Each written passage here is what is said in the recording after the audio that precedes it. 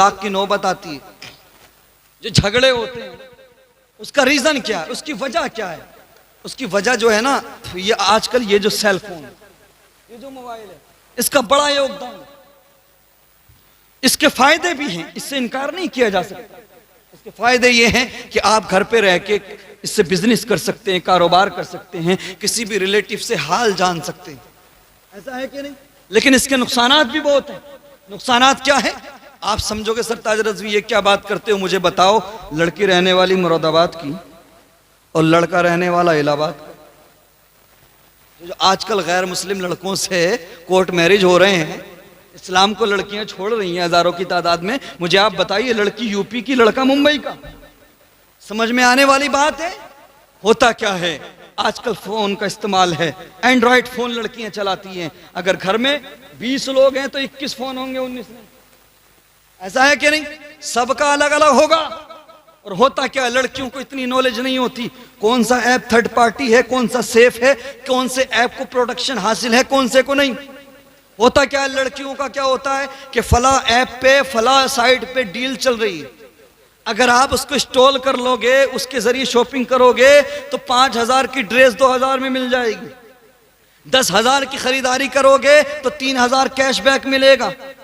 लालच में आ जाती हैं, इन्हें पता नहीं होता, बस इन्होंने थर्ड पार्टी ऐप को एक्सेस दिया, थर्ड पार्टी ऐप को इंस्टॉल किया, और जैसे इंस्टॉल किया और एक्सेस दिया, उसके बाद में ना फोटोज महफूज, ना वीडियोस महफूज रहती हैं जो तुम्हारी गैलरी के अंदर हैं, ना तुम्हारे कॉन्टेक्ट नंबर महफूज रहते हैं। चूंकि थर्ड पार्टी ऐप जो होते हैं वो पहले ही आगाह करते हैं कि ये ऐप थर्ड पार्टी को तुम्हारा डेटा दे सकता है।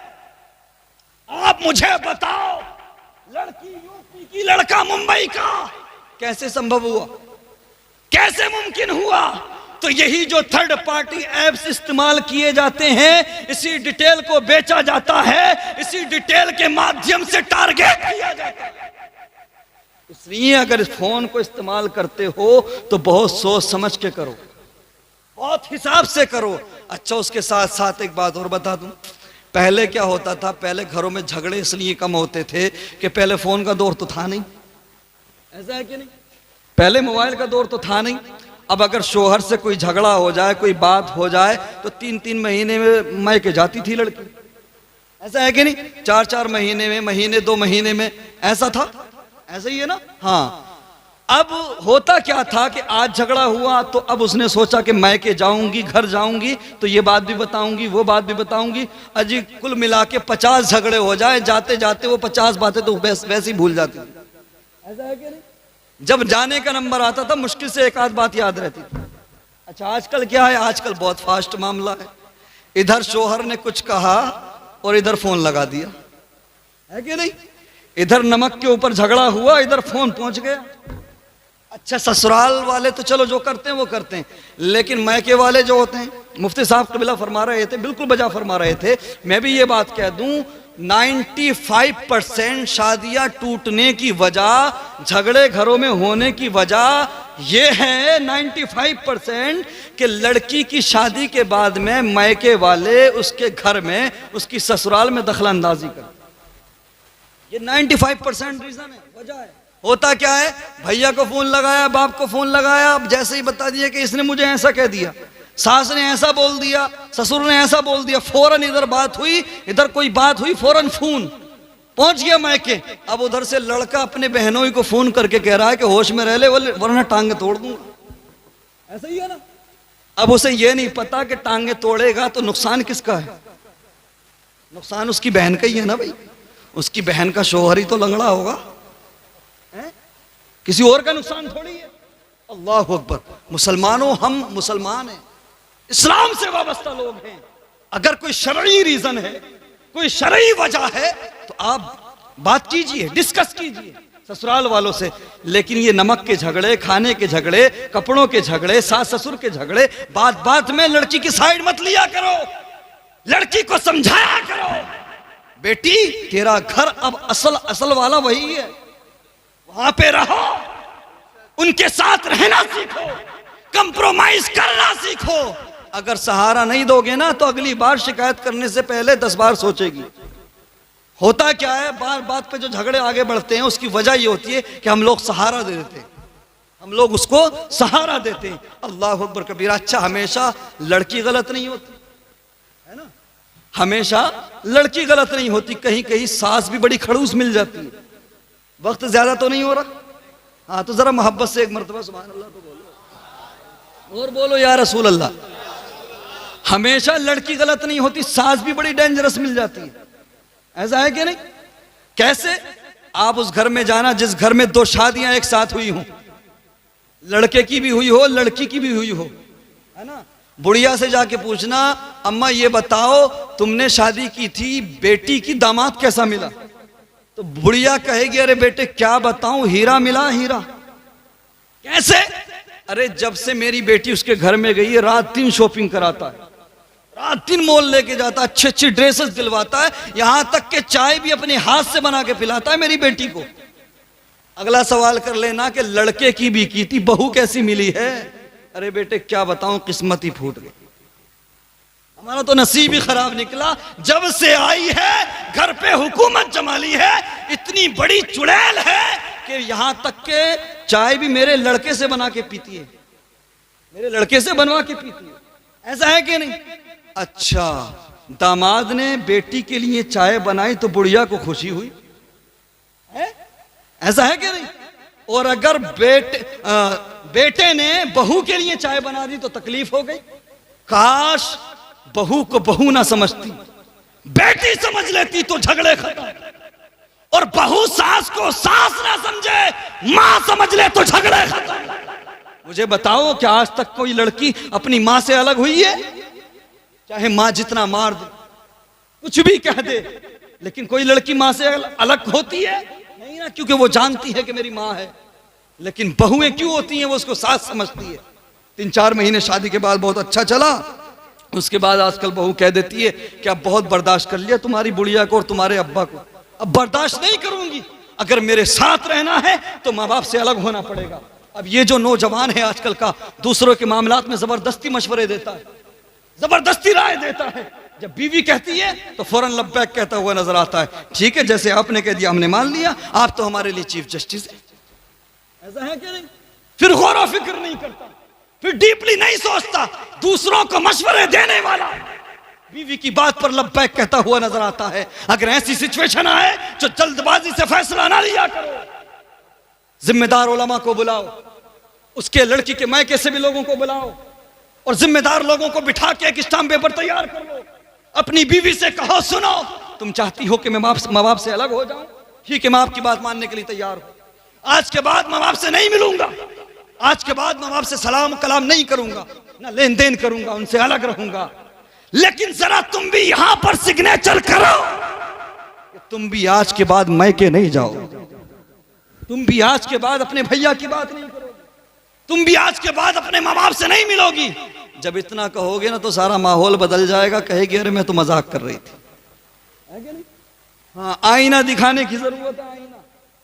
आईना दिखाओगे ना, जब अपने माँ बाप पे आएगी तब याद आएगा। कहना, सुन कैसे छोड़ दूं उस मां को जिसने मुझे अपने दांतों से चबा चबा कर लुक़मे खिलाए। अरे कैसे छोड़ दूं उस मां को जिसने मुझे चलना सिखाया। जब तू नहीं छोड़ सकती अपने माँ बाप को, तो कैसे छोड़ दूं उस मां को जिसने मुझे रब का नाम लेना सिखाया।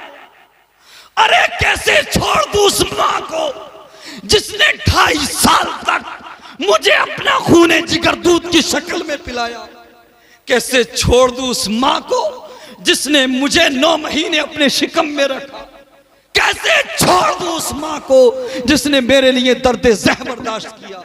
याद रहे नौजवानों, दुनिया में आप गौर फिक्र करो, चाहे कोई भी हो, हर कोई किसी न किसी रीजन से प्यार करता है, किसी न किसी वजह से प्यार करता है। कोई इसलिए प्यार करता है कि तुम्हारा अंदाज़े तकल्लुम अच्छा है, कोई इसलिए प्यार करता है कि तुम्हारा लाइफ स्टाइल अच्छा है, कोई इसलिए मोहब्बत करता है कि तुम्हारा लिबास अच्छा है, तुम्हारे पास कार है, बंगला है, कोई इसलिए तुमने बात करता है, तुमसे मोहब्बत करता है कि तुम्हारे पास बैंक बैलेंस है। लेकिन प्यारे रब ने माँ को वो दिल दिया है, बिना किसी लालच के, बिना किसी मतलब के अपने बेटे से मोहब्बत करती है। गौर करना मेरी बात पे, जब आप कमाने के लिए बाहर जाते हो, जब आप बाहर जाते हो, जब कमा करके वापस आते हो, सबकी नजरें तुम्हारी अटैची पर होती हैं, सबकी नजरें तुम्हारे बैग पर होती हैं।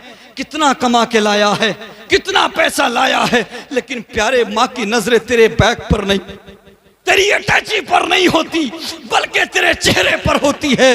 तेरी माँ कहती है मेरे लाल तू इतना कमजोर कैसे हो गया, मेरे लाल क्या तेरी तबीयत खराब है, क्या तूने वक्त पे खाना नहीं खाया।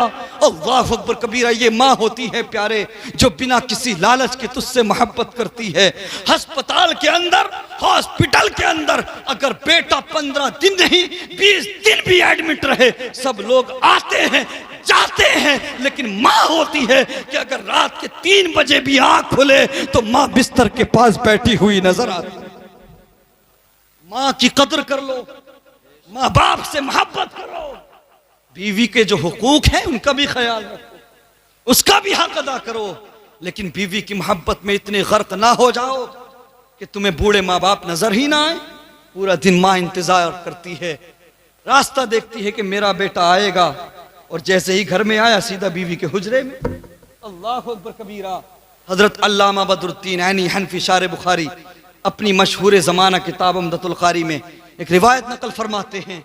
अल्लाह अकबर कबीरा। उससे पहले ये सुन लो, हजरत मूसा कलीमुल्लाह अल्लाह के नबी हैं, अल्लाह के रसूल हैं। अल्लाह अकबर कबीरा। जब भी आप घर से निकलते हाथों को आपकी वालिदा उठा दिया करती आपकी हिफाजत के लिए, दुआ करने के लिए। अल्लाह अकबर कबीरा। एक वक्त ऐसा आया कि हजरत मूसा कलीमुल्लाह अल्लाह के रसूल की माँ इस दुनिया से रुखसत हो गई। उसके बाद हजरत मूसा कलीमुल्लाह रब से कलाम करने के लिए, रब से बातें करने के लिए कोहे तूर पे चढ़ रहे थे। चढ़ते चढ़ते पैर फिसल गया। अल्लाह अकबर कबीरा। हुक्म हुआ मूसा जरा संभल कर चलो, जरा देख कर चलो। अर्ज किया परवरदिगार तेरा मूसा पहली बार नहीं आया है, पहले भी आता रहा है, आज ये संभलने की ताकीद किस लिए। अल्लाह अकबर कबीरा। तो हुक्म हुआ मूसा पहले तुम्हारी माँ जिंदा थी, तुम्हारी हिफाजत के लिए, दुआ करने के लिए, अब तुम्हारी माँ जिंदा नहीं है, इसलिए संभल कर चलो। अल्लाह अकबर कबीरा। ये माँ का मर्तबा है। हजरत अल्लामा बदरुद्दीन ऐनी हनफी लिखते हैं कि मेरे नबी सल्लल्लाहु अलैहि वसल्लम की बारगाह में एक शख्स आया। आने के बाद उसने अर्ज किया या रसूल अल्लाह, या हबीब अल्लाह, मैं मन्नत मानता हूँ, मैं इरादा करता हूँ कि अल्लाह ने अगर मक्के को फतह करा दिया, हमने काबे को अगर हासिल कर लिया, तो मैं मन्नत मानता हूँ कि मैं शुक्राने के तौर पे काबे की चौखट को बोसा दूंगा, मैं काबे की चौखट को चूम लूँगा। आज भी मन्नतें मानी जाती हैं कि मेरा ये काम हो गया तो मैं 5 देग बिरयानी बनवाऊँगा, 10 देग बिरयानी बनवाऊँगा। बुज़ुर्गों की नियाज करना अच्छी बात है, हम उससे इनकार नहीं करते, हम न्यास के मुनकिर नहीं हैं, लेकिन ये भी तो मन्नतें मान लिया करो कि अगर मेरा ये काम हो गया तो फला मदरसे में इतने बच्चे पढ़ते हैं, मैं उनके 2 महीने के राशन का इंतज़ाम करूंगा। मेरी बस्ती में फला बेवा औरत है, उसकी बच्चियां जवान हैं शादी के लिए, मैं उनकी शादी में मदद करूंगा। मेरी बस्ती में फला माजूर आदमी है, मैं दुनिया से छुप करके उसे इतने महीने का राशन दूंगा, मैं अपने भाई की, गरीब भाई की मदद करूंगा। ये मन्नतें भी तो मान लिया करो। मुसलमानों, इस्लाम में जो ज़कात का चैप्टर है हमने उसको भुला दिया है। कसम खुदा की अगर उस चैप्टर पर अमल कर लिया जाए तो एक भी मुसलमान गरीब नजर नहीं आ सकता। अल्लाह अकबर कबीरा। उसने मन्नत मानी कि मैं काबे की चौखट को बोसा दूंगा, मैं काबे की चौखट को चूम लूंगा। अल्लाह अकबर कबीरा। मेरे मुस्तफ़ा करीम के प्यारे दीवानों, वो नौजवान गौर करे जो आज माँ बाप से बदतमीजी करते हैं, जो माँ बाप से बदकलामी करते हैं, जो माँ बाप के साथ बदतमीजी से बात करते हैं। अल्लाह अकबर कबीरा। मेरे नबी फरमाते हैं ए आने वाले सुन, रब के करम से, रब के हुक्म से हम मक्के को फतह करेंगे, लेकिन तुझे अपनी मन्नत को पूरा करने के लिए काबे की चौखट को चूमने की जरूरत नहीं है, बल्कि अपने घर में जाकर अपनी माँ के कदमों को चूम लेना, तेरी मन्नत पूरी हो जाए।